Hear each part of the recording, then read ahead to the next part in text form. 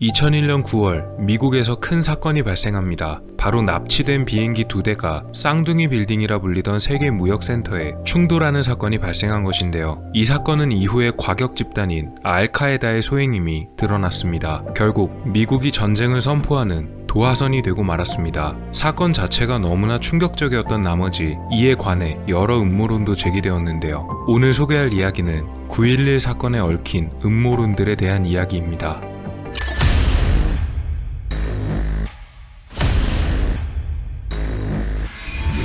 2001년 9월 11일에 일어난 9.11 사건은 전 세계에 충격을 주었습니다. 미국 본토가 이런 공격을 받은 것은 진주만 공습 이후로는 사실상 처음이었는데요. 당시 대통령이었던 조지 부시 행정부는 즉각 이에 대한 성명을 내고 테러와의 전쟁을 선포하며 미국과 아프가니스탄, 이라크 사이에 벌어지는 길고 긴 전쟁이 시작되게 되었습니다. 이날 일어났던 사건들은 전부 여객기를 납치하여 사용된 범행으로 범인들이 단순히 자신들뿐만이 아니라 아무 상관없는 승객들까지 희생시켜버렸던 최악의 사건들이었습니다. 처음 비행기가 제1세계무역센터에 충돌한 뒤 30분 뒤에 다른 비행기가 남은 건물인 제2세계무역센터에 충돌하게 되었으며 이 과정은 모두 카메라에 담기게 되었습니다. 그리고 8시 50분경에는 미국의 국방부 청사인 펜타곤 건물에도 비행기가 한 대 충돌하여 많은 인명피해를 내게 되었습니다. 이후에 알카에다의 수장으로 불리던 빈라덴이 자신이 배후임을 밝히며 이것이 바로 계획적으로 미국을 겨냥한 노골적인 공격이었음이 알려지게 됩니다.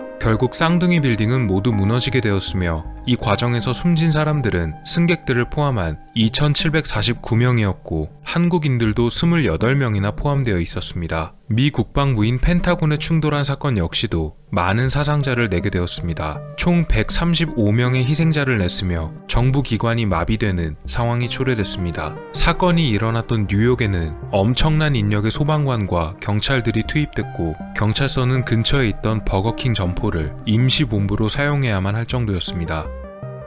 워낙 충격적인 사건이라 오히려 이 사건을 믿지 않으려는 반발심 때문에 사건에 관련해 대단히 많은 음모론들이 이곳저곳에서 제기되기도 했습니다. 이 음모론들의 공통점은 이 9.11 사건이 외부에서 계획된 소행이 아니라 정부에서 짜고 버렸던 범죄인 부시 행정부의 자작극이라는 것이었습니다. 이런 음모론이 설득력을 갖게 된 것은 여러 가지 이유가 있었습니다. 가장 큰 이유로는 이 사건 자체가 당시엔 비교적 최근에 발생한 큰 사건이란 점이었습니다. 그러다 보니 사건 현장에서 발견되는 여러 가지 의문점들이 음모론의 구성 요소가 되고 이런 점들을 해명하는 데에 시간이 오래 걸리다 보니 음모론이 자연스레 정설처럼 받아들여졌습니다. 게다가 당시 부시 행정부의 축을 이루고 있던 부시 대통령과 미국 보수파는 정치적으로 상당히 불리한 입지였다가 이 사건으로 엄청난 지지를 받게 된 점 역시 음모론의 설득력을 불어넣었습니다.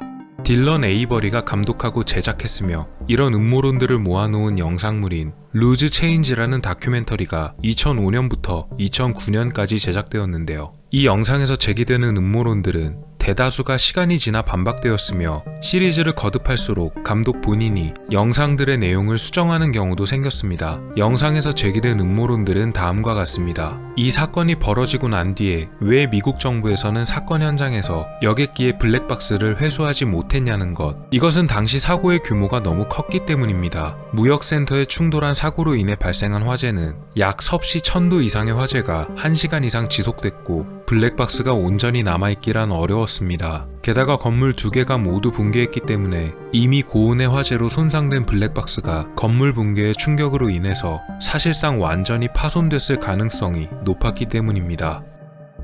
사라진 비행기가 한 대 더 있었는데 이 비행기는 어디로 갔으며 만약 추락했다면 왜 흔적이 없는가? 비록 많이 알려지진 않았지만 사건 당일 납치됐던 비행기가 한 대 더 존재했습니다. UA-93편 비행기 역시도 납치되어 사실 한 건의 충돌을 더 벌일 예정이었습니다. 하지만 해당 비행기에 탑승하고 있던 승객들이 필사적으로 조종석에 탄 범인들에게 저항했고 결국 비행기는 스토니 크릭이라는 지역 근처에 어느 광산 들판에 추락하고 말았습니다. 그리고 흔적이 없었다는 주장과는 다르게 해당 비행기가 추락한 지역에 정부는 수백 명의 법의학자들을 동원하여 탑승객들의 유골들을 일일이 수습한 뒤에 유가족들에게 전달하기도 했습니다. 현재 해당 비행기가 추락했던 곳은 기념 건물과 기념비가 세워져 있는 추모 공간이 설립되기도 했으므로 흔적이 없다는 주장은 완전히 거짓입니다. 그렇다면 비행기에 부딪히지 않았었던 세계무역센터 7번 건물은 도대체 왜 무너지게 되었는가? 이것은 고의적인 폭파 철거의 흔적인 것.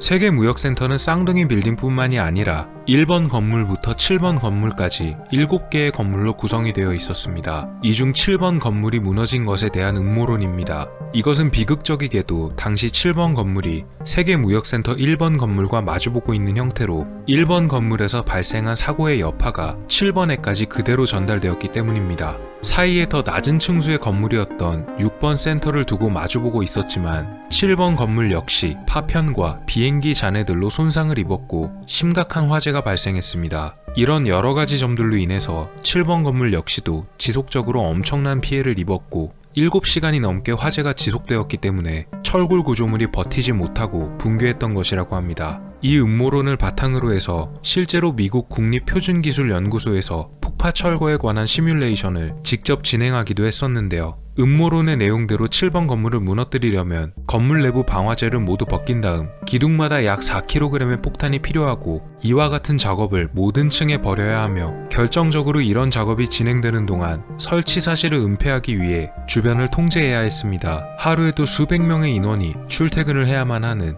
무역센터에서는 사실상 불가능한 일이었습니다.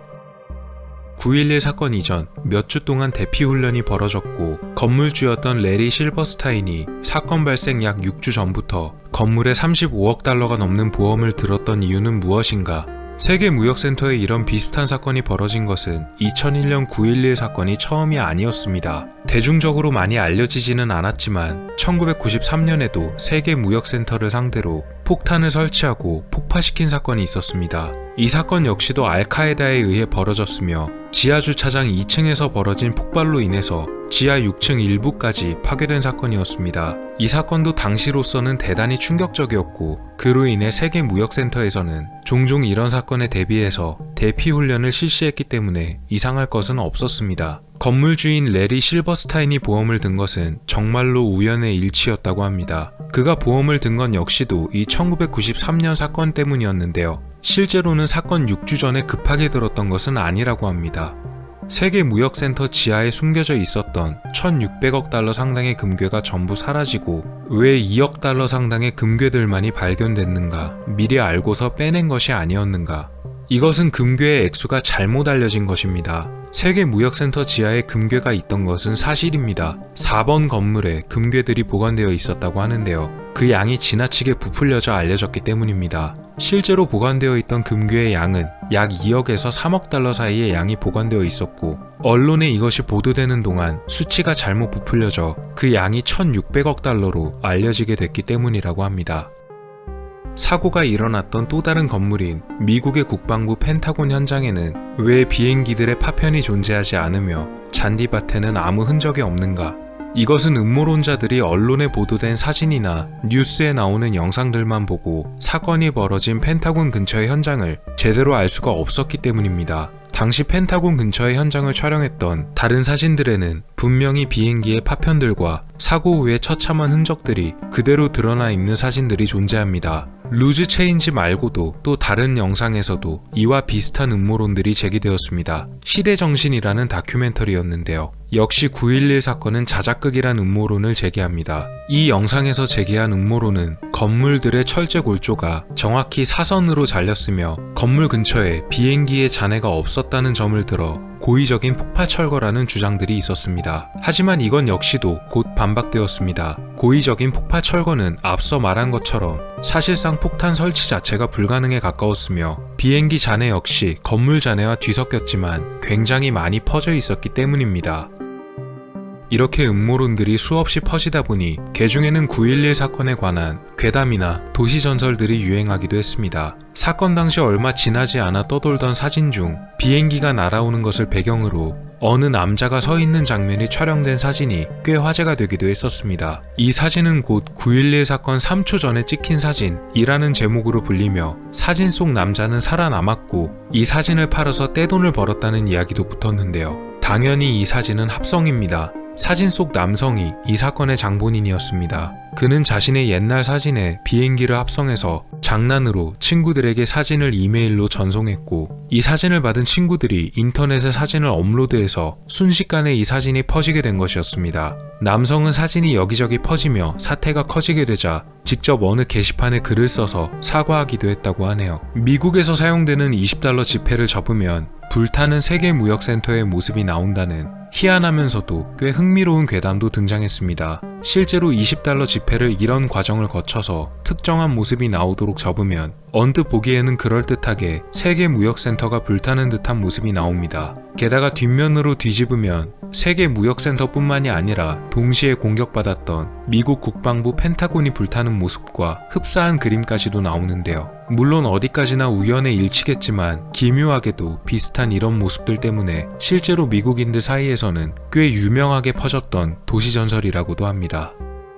컴퓨터 운영체제인 윈도우즈의 프로그램에 9.11 사건이 예언되어 있었다라는 도시전설도 굉장히 유명했었습니다. 아마 여러분도 따라하실 수 있을 겁니다. 윈도우의 프로그램 중 하나인 워드나 기본 프로그램으로 제공되는 메모장에 Q33NY라는 글자를 적어 놓은 다음 이 글자를 블록 설정하고 위에 있는 메뉴 중 서식에 들어가서 특정한 글꼴로 변경시키면 이런 특수한 그림이 나타나게 됩니다. 이것이 일종의 숨겨진 암호라는 도시전설입니다. 메모장으로 해보니 진짜로 됐습니다. 사용된 글자인 Q33NY는 바로 이날 사건 당시 건물에 충돌했었던 비행기의 편명이라는 부연 설명도 붙어 있었는데요. 결론부터 말하자면 이 설명은 거짓입니다. 충돌했던 비행기들의 편명은 각각 AA11과 UA175였으며 기체번호 역시도 알파벳 N으로 시작하는 N334AA와 N612UA였다고 합니다.